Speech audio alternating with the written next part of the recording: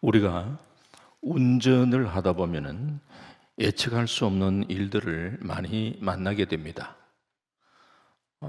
작년인지 저작년인지 제가 한 번은 점심 때 어떤 식당에 가서 식사를 하고 나오면서 주차된 차를 빼기 위해서 후진 기어를 넣고 이렇게 차를 빼는데, 그날 그 식당에 차가 엄청나게 많이 주차해 있었고 주차 차선 외에 많은 차가 세워져 있는 상황이었어요. 제가 그래도 초보 운전자도 아니고 그거 별 신경 쓰지 않고 그냥 이렇게 차를 빼는데, 너무 제가 방심을 했어요. 옆에 있는 차 뒷 밤바가 살짝 긁히는 일이 생겼습니다.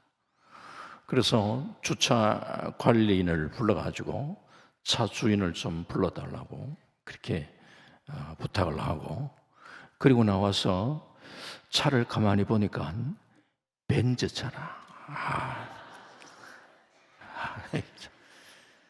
이 살짝 긁혔지만 이게 이 벤츠가 내가 참 돈을 많이 물어줘야 되겠다 생각을 했죠. 그래서 이제 어쨌든 보험 처리를 해드리고, 보험 처리해도 제법, 제가 볼 때는 웬간하면 그냥 이렇게 닦고 이제 타도 되겠던데 그렇게 하라고 얘기는 못 하겠고 보험 처리 해달라고 하니까 예, 알겠습니다, 죄송합니다 하면서 보험 처리를 해드리고, 그리고 이제 다시 차를 타고 집으로 오면서 내가 왜 참 그런 실수를 했을까? 내가 참 초보 운전자도 아닌데 왜 옆에 그 차를 왜 못 봤을까? 이런 생각을 하게 되었어요. 노련한 운전자라도 초보 운전자들이 범하는 실수를 얼마든지 범할 수가 있습니다. 우리 인생도 마찬가지입니다. 내가 인생에 많은 경험을 가지고 있다 하더라도 예측할 수 없는 일들을 만나는 것이 우리 인생입니다.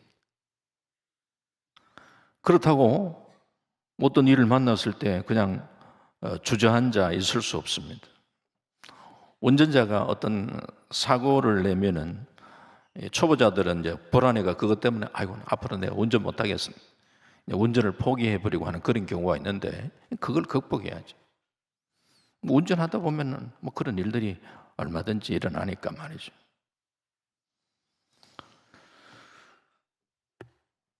우리의 삶은 자동차의 변속 장치와 흡사합니다.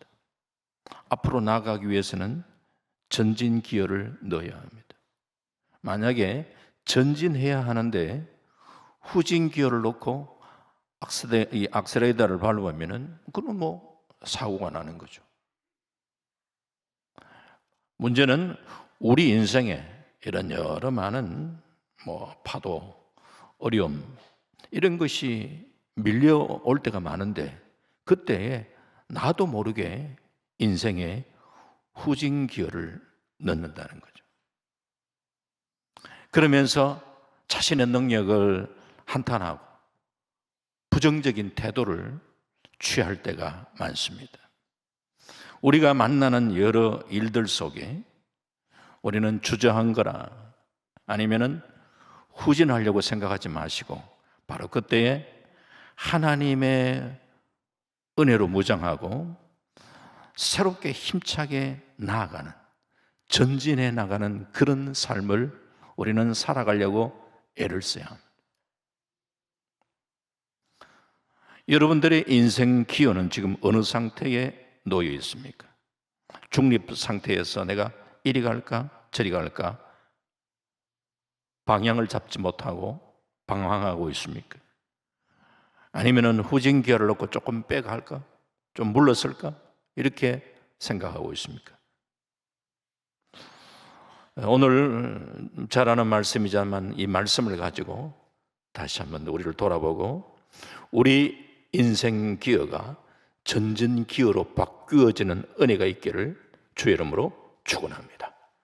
그래서 우리 모두가 다시 한 번 더 주님의 은혜로 무장하면서 여호와를 앙망하며 독수리 날개치며 새 힘을 얻는 그런 은혜가 이 밤에 우리 가운데 임하는 역사가 일어날 수 있기를 주의 이름으로 축원합니다. 오늘 삼손에 대한 얘기죠. 이스라엘에 왕이 있기 전에 이 사사들로 하나님께서는 이스라엘을 통치하게 하셨습니다. 사사, 원래 그 쇼펫, 사사, 재판하는 사람이라는 그런 의미를 갖고 있습니다. 사사. 그렇다고 해서 재판만 하는 건 아니죠. 그 시대 상황 속에 이스라엘 백성들을 재판할 뿐만 아니라 정치적인 나름대로의 리더십을 가지고 또 정치를 이끄는 역할도 했고 종교적인 영향력도 행사하는 그런 나름대로의 리더였습니다. 삼손이 바로 사사로서 당시에 나라를 다스렸습니다. 삼손은 특별히 우리가 아는 대로 하나님이 주시는 큰 힘을 가지고 살았던 사람입니다. 오늘 본문은 블레셋과 싸우고 있는 삼손이 등장합니다. 이 블레셋, 이 해양 민족으로 이 팔레스타인의 자리를 잡고 일찍이 이 철기 문화를 받아들이고 마병을 거느린 잘 훈련된 군대를 가지고 있었습니다. 그러니까 이 군사력이 아주 이렇게 막강하니까 이 힘을 가지고 인근의 나라들을 약탈해 가지고 그러면서 살아가는 그것이 그들의 주업이었어요. 특히 추수 때가 되면은 열심히 농사를 짓고 이제 추수해 가지고 아이고 이제 좀 한번 순 좀 돌리면 되겠다 싶은데 이때에 추수해 놓으면은 이스라엘을 공격해 가지고 노략질을 해가는 아주 좀 나쁘죠. 하나님께서는 이스라엘 백성들이 하나님 앞에 바로 서지 못할 때에 이런 블레셋을 회초리로 삼아서 이스라엘 백성들을 때로는 징계하기도 하셨습니다. 하지만 징계하시면서도 하나님은 그들을 꾸준히 그래도 사랑하셨습니다. 오늘 본문에 하나님께서 이스라엘 사사인 이 삼손을 아주 끝까지 돌보아 주시는 그 하나님의 사랑을 또 한번 볼 수가 있습니다. 삼손, 그 이름의 뜻은 태양의 힘이라는 그런 의미를 갖고 있습니다. 하나님은 그의 이름처럼 아주 초인적인 능력을 그에게 허락해 주었습니다. 태어나면서 그리고 죽는 날까지 그는 특별히 하나님께 바쳐진 구별된 나실인으로 그렇게 구별된 삶을 살았어야 되는데 나실인이면서도 사실은 구별된 그런 삶을 다 이렇게 살았다 말할 수 없죠. 그는 하나님께 바쳐진 나실인답게 성별된 삶을 살았어야 했는데 그렇지를 못했습니다. 그럼에도 불구하고 또 하나님께서는 그를 통해서 하나님의 놀라운 일들을 하셨습니다.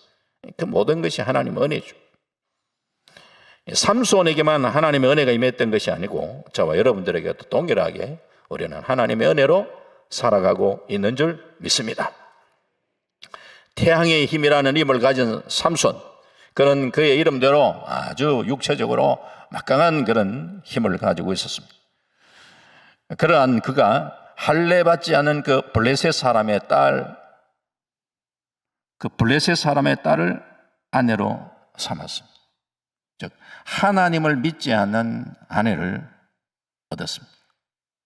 결국 그는 블레셋 그 아내와 장인으로부터 배신을 당하게 됩니다. 뿐만 아니라 그는 그의 동족으로부터 또한 버림을 받았습니다. 삼손을 배신했던 블레셋 장인과 아내는 결국 그들의 동족 블레셋 사람들에게 또한 죽임을 당하고 말았죠. 여기에 삼손이 어떻게 이럴 수가 있는가 하면서 극도의 분노를 가지고 블레셋 사람을 크게 쳐서 죽이는 일을 했습니다.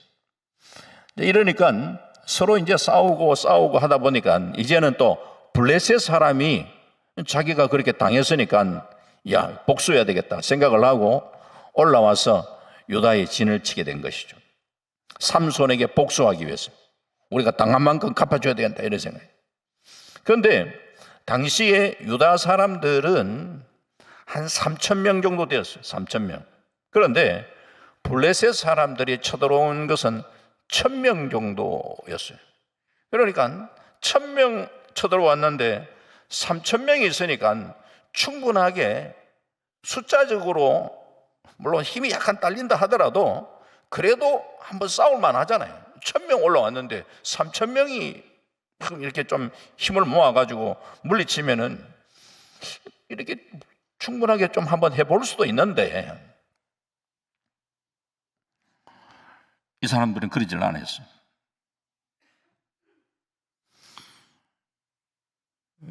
오히려 아예 이 삼손을 잡아 가두기 위해 가지고, 그리고 삼손이가 복수하기 위해서 왔기 때문에 우리가 굳이 같이 이렇게 싸울 필요가 있는가? 이 삼손만 결박해 가지고 적군에게 그냥 내주면 되지 않겠냐? 이렇게 해서 새 밧줄 둘로 그를 결박해서 블레셋 사람 있는 곳으로 끌고 와서 블레셋 사람한테 아예 넘기려고 했어요. 그래서 사사기 15장 14절 말씀에 보면은 삼손이 레히의 이름에 블레셋 사람들이 그에게로 마주 나가며 소리를 지를 때 이렇게 합니다. 그러니까 이 삼손을 결박해 가지고 블레셋 사람들한테 넘겨주려고 사람들이 오니까 블레셋 사람들이 막 소리를 지르는 거예요. 이야 하면서 환호를 지르는 거예요. 이건 승리의 함성, 개가를 울렸다 이런 얘기죠. 이야 드디어 우리가 삼손을 잡았다. 그런데 세 밧줄 둘로 단단히 결박당했던 그 삼손, 지금 현재 블레셋 사람들에게 막 넘겨지려고 하는 그 찰나에 오늘 사사기 15장 14절 후반부에 보면 성경이 이렇게 얘기합니다. 여호와의 영이 삼손에게 갑자기 임하심에 그의 팔 위에 밧줄이 불탄 삼과 같이 그의 결박되었던 손에서 떨어진지라. 막 삼손이 블레셋 사람들에게 이제는 넘겨질 그 순간에 여호와의 영이 삼손에게 갑자기 임했다는 거예요. 여호와의 영이 임하니까 다시 말하면 여호와의 권능이 임한 거죠. 그랬더니만 하나님의 권능이 임하니까 삼손의 팔 위에 밧줄이 불탄 삼과 같이 결박되었던 것이 확 다 풀려버려요. 그 뒤에 그 새 밧줄에 풀려난 삼손은 낙이 새 턱뼈를 보고는 집어들고 나귀의 턱뼈를 가지고 블레셋 사람 1,000명을 상대로 싸움을 하는 거예요. 나귀 턱뼈 하나 가지고. 대단하죠? 나귀 턱뼈 하나로 철병거로 무장되었던 이 적군 1,000명을 죽였다. 참 이거는 상상하기가 힘든 그런 일인데 하나님의 놀라운 권능이 그에게 임하니까 하나님이 주시는 그 힘을 가지고 그 일을 감당했다는 거예요. 여기에서 우리가 또 한 번 확인해 보는 것이죠. 뭘? 인생의 위기의 때에 중요한 것은 하나님의 영으로 우리가 무장되을 때에 우리의 모든 위기를 극복할 수가 있다. 할렐루야. 하나님의 영이 임하시면은 누구든지 어떤 결박에서라도 우리가 풀려날 수 있고 불가능을 가능케 하는 하나님의 승리를, 하나님의 영이 우리에게 임하면은 우리도 그런 은혜를 경험하게 되는 줄 믿습니다. 나실인 삼손, 태어나면서부터 죽는 날까지 성별된 삶으로 하나님을 섬겨야 할 그런 역할을 할 사람이었는데, 그러나 삼손은 사람마다 조금 약한 부분이 있는데 조금 여자에 좀 약했잖아요. 우리가 자기가 약한 뭔가 이게 잘 생각을 하셔야 돼요. 왜? 그 자기의 약함을 통해서 사단 마귀가 그 틈을 탁 이렇게 보고는 우리를 공격해 오기가 쉽다는 거예요. 그러니까 나의 약함이 뭔가를 잘 알고 늘 우리는 하나님 앞에 기도하면서 그 약한 부분에 하나님의 능력으로 우리가 물리치는, 하나님의 능력으로 무장하는 그런 지혜가 또 우리에게 있어야 합니다. 그리고 그런 나의 연약함은 하나님의 능력으로 무장을 하면서 그것을 감당해야 되겠고, 또 우리가 살아가면서 나에게 어떤 때로는 아이고 내가 이거 참 내게 왜 이런 무거운 짐이 계속 이렇게 있냐, 스스로 생각할 때 나에게 무거운 짐이 있는 이 부분에 대해서 우리가 잘 아는 성경에 수고하고 무거운 짐진 자들아 예수님은 내게로 오라고 말씀하시는데, 그 짐의 문제를 어떻게 우리가 받아들이고 수용할 것인가. 정호성 시인이 내 등의 짐이라 라는 이런 그 제목의 글이 조금 인상적입니다. 이분이 글을 그냥 그대로 소개하면 이렇습니다. 내 등에 짐이 없었다면 나는 세상을 바로 살지 못했을 것입니다. 내 등에 있는 짐 때문에 늘 조심하면서 바르고 성실하게 살아왔습니다. 이제 보니 내 등의 짐은 나를 바르게 살도록 한 고귀한 선물이었습니다. 내 등에 짐이 없었다면 나는 사랑을 몰랐을 것입니다. 내 등에 있는 짐의 무게로 남의 고통을 느꼈고 이를 통해 사랑과 용서도 알았습니다. 이제 보니 내 등의 짐은 나에게 사랑을 가르쳐준 귀한 선물이었습니다. 물살이 센 냇물을 건널 때는 등에 짐이 있어야 물에 휩쓸리지 않고, 화물차가 언덕을 오를 때는 짐을 실어야 헛바퀴가 돌지 않듯이 내 등의 짐이 나를 불의와 안일의 물길에 휩쓸리지 않게 했으며 삶의 고개 하나하나를 잘 넘게 하였습니다. 그런 내용인데 상당히 조금 한번 되새겨 볼 그런 글인 것 같습니다. 내 등에 있는 짐은 언제나 가장 크게 보이고 무겁게 느껴집니다. 그러나 돌이켜 생각해 보면은 내 등에 있는 짐이 우리의 인격과 믿음을 연단시켜주고 또 앞으로 달려가게 하는 힘이 된다 하는 것을 깨달았다는 거예요. 그런 점에서 시인은 우리 등의 짐은 자신을 바르게 살도록 하는 도구로 받아들이고 있다. 인생을 참 우리가 한마디로 이야기하면 좀 긍정의 눈으로 바라보는 이 시각, 인생을 살아가는데 참 우리가 필요한 시각이라고 생각을 합니다. 특별히 우리 그리스도인들은 이 긍정의 마음, 이 긍정의 마인드를 가져. 안경을 왜 쓰십니까? 눈이 잘 안 보여서. 그렇죠. 맞는 말이죠. 하지만 조금 더 긍정의 말로 바꾼다면은 안경을 왜 쓰느냐? 잘 보기 위해서 씁니다. 안 보여서 쓰는 것도 맞는데 잘 보기 위해서 씁니다. 어떤 가게에 이 집은 문을 몇 시에 닫습니까? 예, 10시에 닫습니다. 맞는 말이에요. 그러나 좀 더 우리가 긍정의 답변을 해본다면 우리 가게는 10시까지 문을 엽니다. 나의 약함 때문에 어려움이 찾아올 수 있지만 우리는 그것조차도 믿음의 눈으로 바라보면서 그래 맞아, 내가 약하기 때문에 하나님을 더 의지하게 되었지. 약하기 때문에 내가 또 더 정신을 차리면서 더 하나님 앞에 기도하고 무장할 수 있었지. 그러면서 우리가 인생을 살아가는데 내게 있는 이런 짐조차도 이런 긍정의 시각을 간직하면서 긍정의 에너지를 바꾸면서 살아내는 이것이 믿음의 사람들의 모습이 되어야 돼요.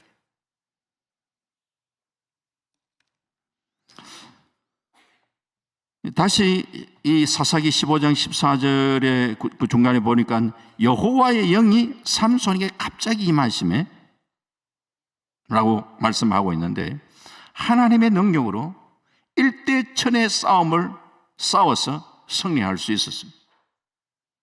그런데 이 싸움으로 삼손은 지쳤습니다. 목이 말라 더 이상 싸울 수 없는 지경에 이르게 되었습니다. 만약에 이 순간에 블레셋 군대가 더 온다면은 이제 나는 끝장이다, 뭐 그런 생각이 드는 거죠. 할례 받지 못한 자의 손에 내가 이 순간에 만약에 그들이 쳐들어온다면 나는 완전 붙잡히게 되겠다. 낙이 특별로 1,000명의 블레셋 군대를 물리친 삼손이지만 이제는 완전 탈진이 오니까 심한 절망감에 빠지게 되는 겁니다. 이 삼손의 이런 모습이 우리에게도 찾아올 수가 있다는 거예요. 최선을 다해 싸웠는데 밀려오는 허탈감, 그 허탈감이 찾아올 때에 막 만사가 귀찮고 현실을 도피하고 싶은 그런 마음이 막 일어나요.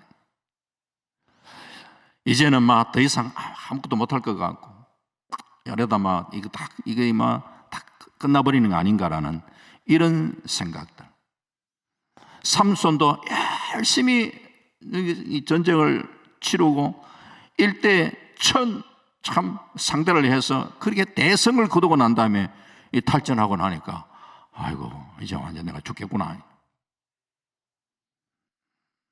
이런 모습이 때때로 우리가 인생을 살아가면서 내게도 그런 모습이 찾아올 수 있다는 거죠. 이때에 우리가 해야 되는 것은 하나님의 은혜로 회복되는 시간을 가져야 되는 거죠. 만약에 삼손이 1,000여 명의 병사를 때려 죽였고 이 순간에 두려움 가운데 있는 데에 만약에 어떤 다른 군사들이 그렇게 나에게 덤벼든다면 아이고 나는 완전히 끝장이다 라고 이렇게 생각하는 이 순간에, 그러면서 자기가 갖고 있던 그 특별을 내던져 버리고 어린 아이처럼 주저앉아 막 울부짖고 있는데, 사사기 15장 18절에는 이렇게 얘기를 합니다. 주께서 종의 손을 통하여 이 큰 구원을 베푸셨사오니 내가 이제 목말라 죽어서 할례 받지 못한 자들의 손에 떨어지겠나이다. 비록 내가 큰 이렇게 싸움에 이기긴 했지만서도 지금 나는 완전히 막 탈진해가지고 할례 받지 못한 자의 손에 내가 막 죽을 것 같습니다. 혹시라도 도망갔던 블레셋 군사 중에 그 중에 연약한 군사 하나라도 와가지고 자기에게 만약에 목을 칼로 겨눈다 그러면 내가 과연 항거할 수 있는 힘이라도 있겠냐? 이런 상황에서는 할례 받지 못한 자에게 내가 죽겠습니다 라고 이렇게 고백하는 거예요. 이 삼손에게 찾아온 탈진, 목마름, 죽음의 위기를 느끼는 것이죠. 우리가 생각할 때에 일대천의 그런 어떤 싸움을 하는 그 상관 속에 하나님께서 그때 얼마나 목이 마르고 갈증이 오겠습니까? 그때 하나님께서 어디에 어떤 방법을 통해서라든지 그에게 어떤 샘물을 공급해 주면서 그렇게 전쟁을 치를 수 있도록 해 주셨으면은 탈진하지 않고 좀 그래도 이 전쟁에도 승리하고 본인 스스로도 탈진하지 않고 그럴 수 있지 않겠냐, 이런 생각도 할 수가 있겠죠. 그러나 그렇지는 않습니다. 현실은 하나님의 권능이 임했지만 삼손은 이 일대천의 그런 전쟁을 치르면서 힘을 다 쏟아내요. 싸움하는 그 순간에는 하나님의 능력이 함께 했었어요. 그런데 1,000명을 상대로 해가 1,000명을 다 죽이고 난 그 다음에는 완전히 탈진이 되어버렸대요.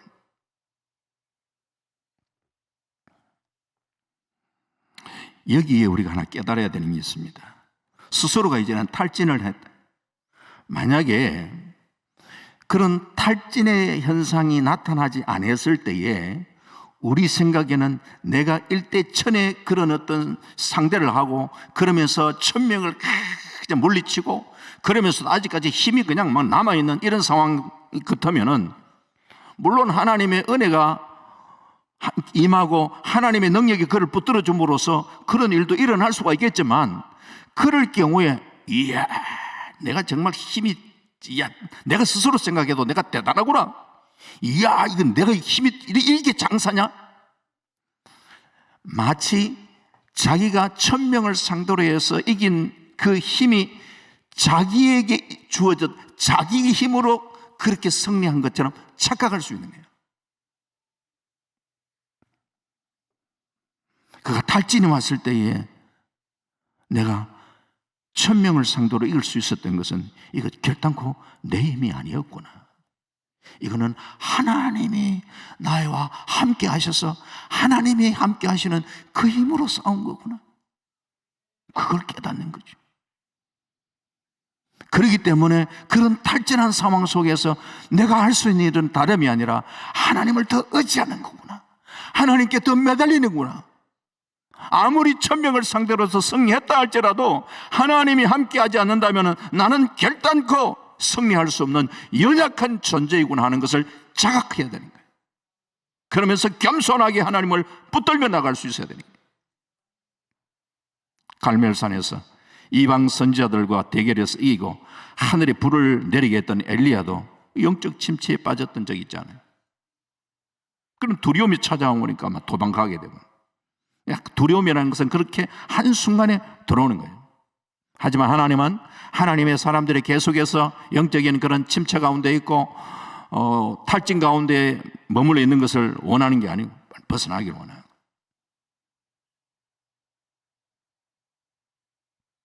그것을 극복해야 되는 거예요.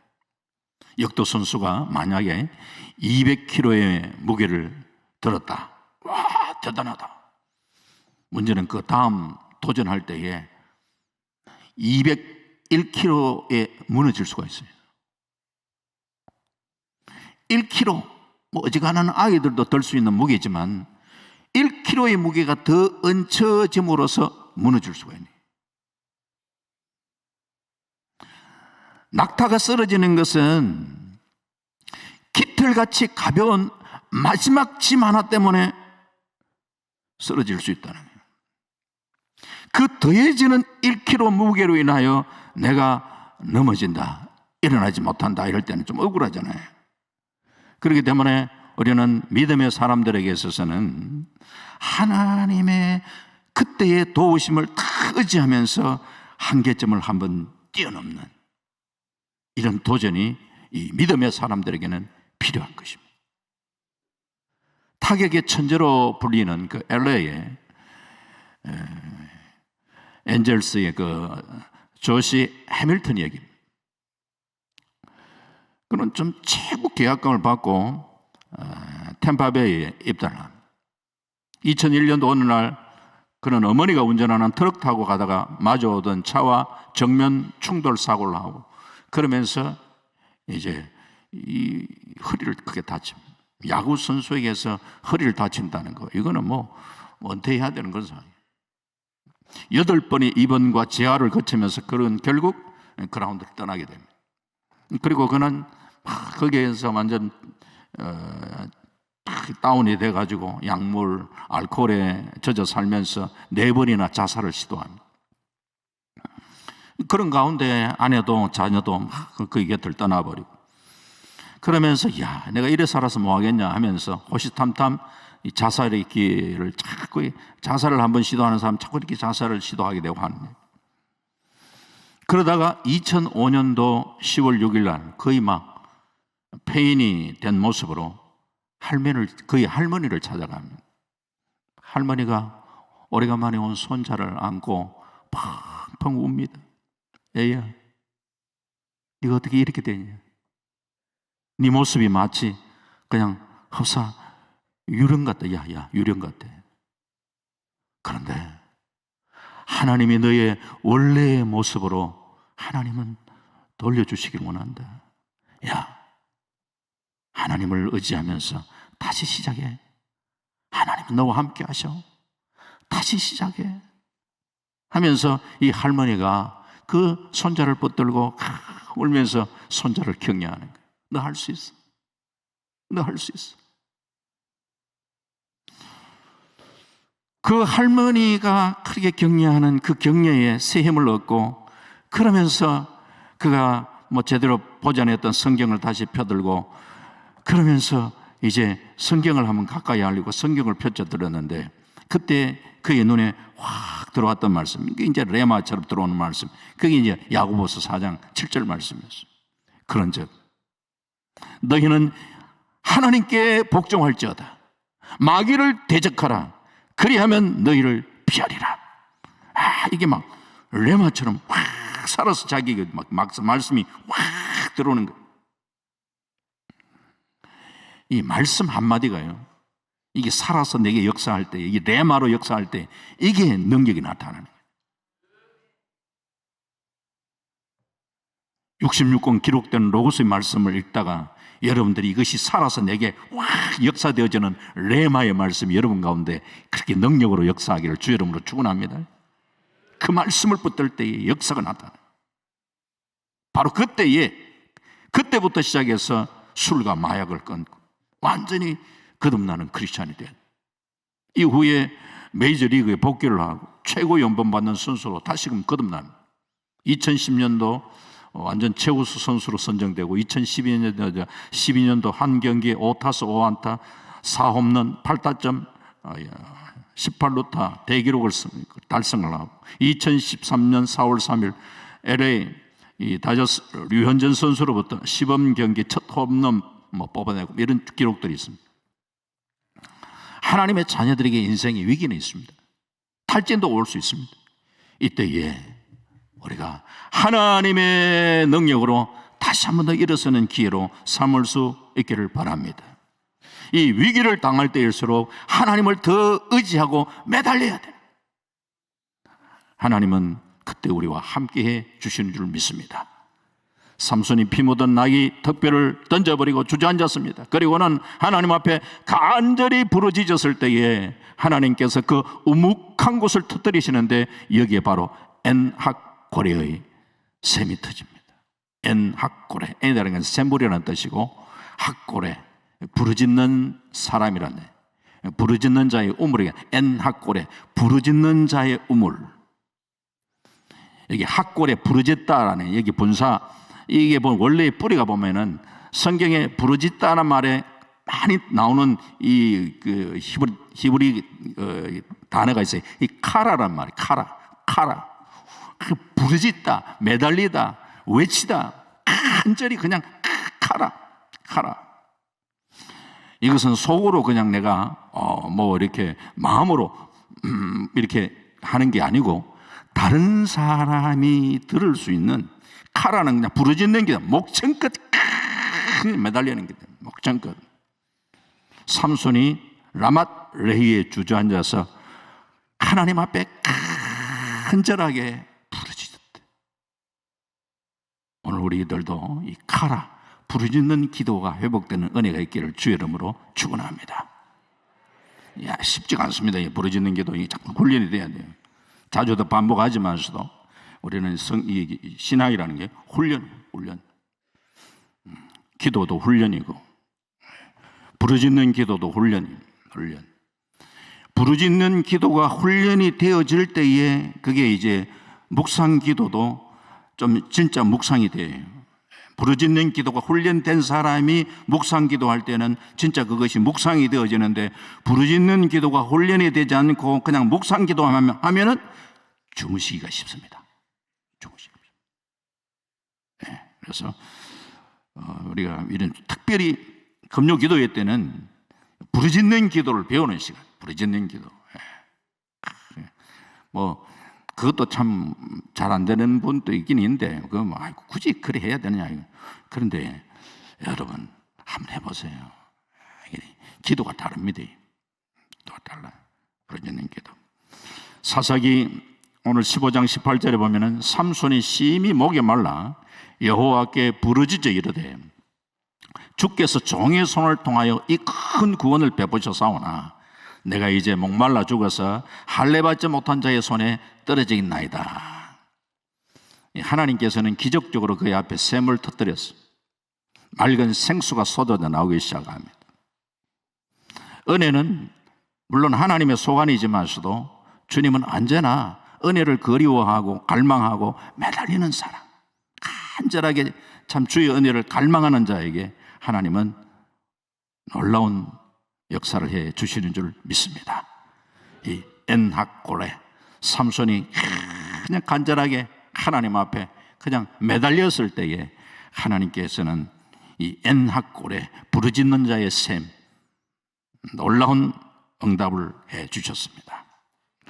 하나님은 우리에게 은혜를 베푸시기를 원합니다.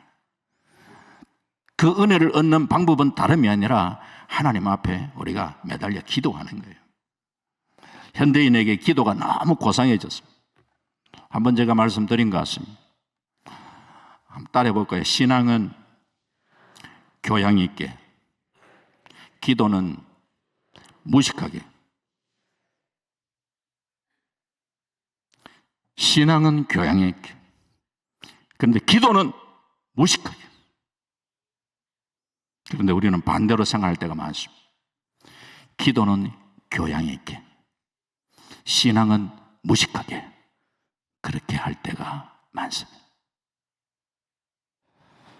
우리는 하나님 앞에 매달리고 부르짖지 않기 때문에 샘이 터지는 기적을 경험하지 못하고 있습니다. 신앙의 위대한 힘은 두 발은 이 땅에 딛고 살아도 영혼은 하나님을 갈망하고 하나님 앞에 매달려 부르짖고 간구하는.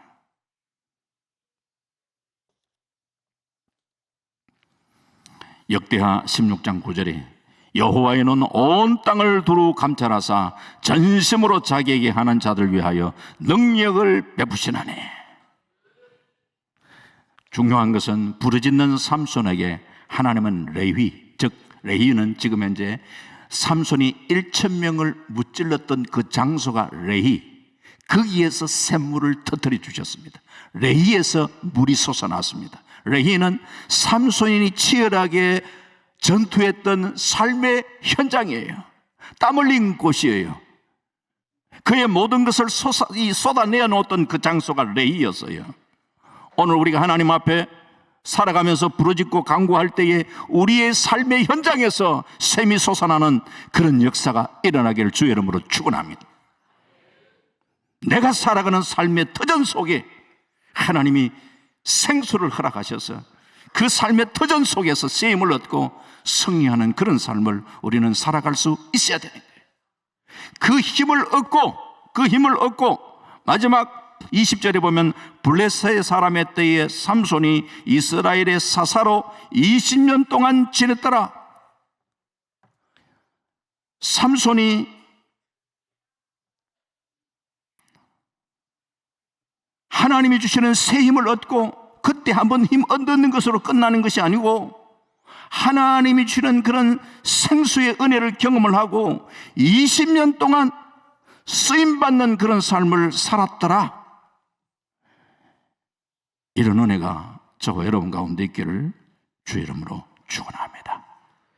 힘들고 어려울 때에 우리는 하나님 앞에 매달려 간구하고 기도합니다. 그럴 때에 내가 엎드려 간구하는 그 삶의 현장에서 생수의 놀라운 은혜를 경험을 하면은 그 은혜를 경험하면서 내가 그 위기의 상황을 극복함으로 끝나는 게 아니라는 거예요.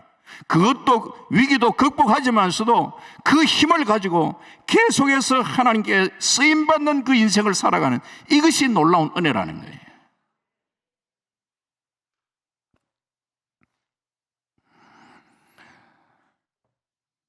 말씀 맺습니다. 주님 우리에게 역사하시면은 우리 인생은 바뀌어지는 거예요. 주일날 혈류병 앓던 여인 믿음으로 예수님이 옷자락을 붙들었을 때에 병이 나음으로 그의 인생이 바뀌어졌어요. 은혜의 샘물을 마시고 하나님께서 부어주시는 영육의 소생함을 얻을 수 있는 그런 우리 성도님들이 다 되시기를 바랍니다. 좀 전에 말씀드렸습니다만 삼손이 새 힘을 얻는 것으로 끝나는 것이 아니라 이후에 하나님의 사람으로 사사로서 20년 쓰임받는 그런 은혜의 삶을 살았던 것처럼 우리는 힘들고 어려운 시간에 카라의 기도, 부르짖는 기도, 간절함의 기도를 통해서 엔하골에 부르짖는 자의 그런 이 샘물을 우리 한번 기도하면서 경험을 하고 그 은혜를 가지고 지속적으로 하나님 앞에 쓰임받는 그런 복된 삶을 살아갈 수 있는 저와 여러분 되시기를 주의 이름으로 축원합니다.